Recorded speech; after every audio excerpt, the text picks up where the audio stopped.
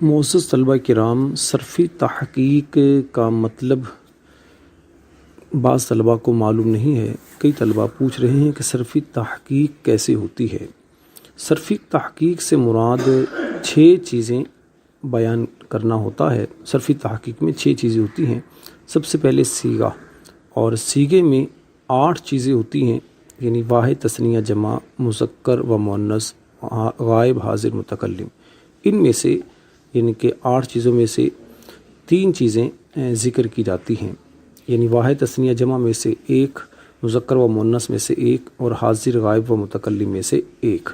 ان میں سے اچھا صیغے میں تو یہ 3 چیزیں ہو گئیں۔ اس کے بعد 6 اقسام سے مراد کلمہ کی 3 قسمیں، اسم، فعل، حرف، اس میں سے کسی کو بیان کیا جاتا ہے۔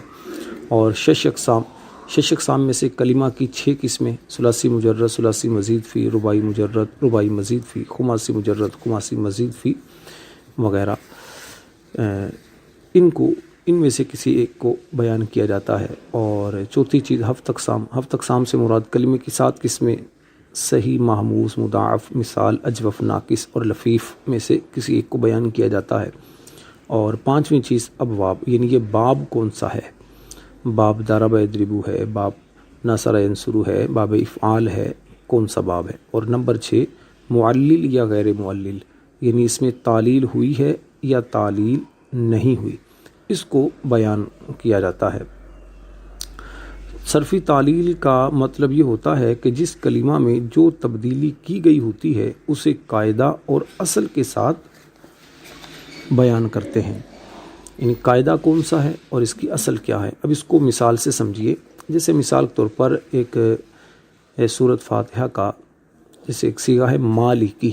اب مالک، اس کی صرفی تحقیق کیسے کریں گے۔ مالک صیغہ واحد مذکر، اسم فاعل، ثلاثی مجرد، صحیح، اسباب، ضرب یضرب، غیر معلل۔ اب دیکھیے، سب سے پہلے ہم نے صیغے میں واحد مذکر یہ لیا۔ اب چونکہ یہ غائب، متکلم وغیرہ یہ نہیں ہوتا تو اس لیے صرف انہی 2 کو لے لیا، واحد مذکر۔ اس کے بعد 6 اقسام میں سے اسم فاعل یعنی اسم آ گیا، اور 6 اقسام میں سے ثلاثی مجرد آ گیا، 7 اقسام میں سے صحیح آ گیا، اور باب میں سے باب ضرب یضرب آ گیا، اور معلل غیر معلل میں سے غیر معلل، چونکہ اس میں کوئی تعلیل نہیں ہوئی۔ اس طرح صرفی تحقیق کرتے ہیں۔ کوئی بھی آپ کے سامنے اسم ہے، فعل ہے، حرف ہے، کلمہ ہے، تو اس کی آپ نے صرفی تحقیق کس انداز سے کرنی ہے۔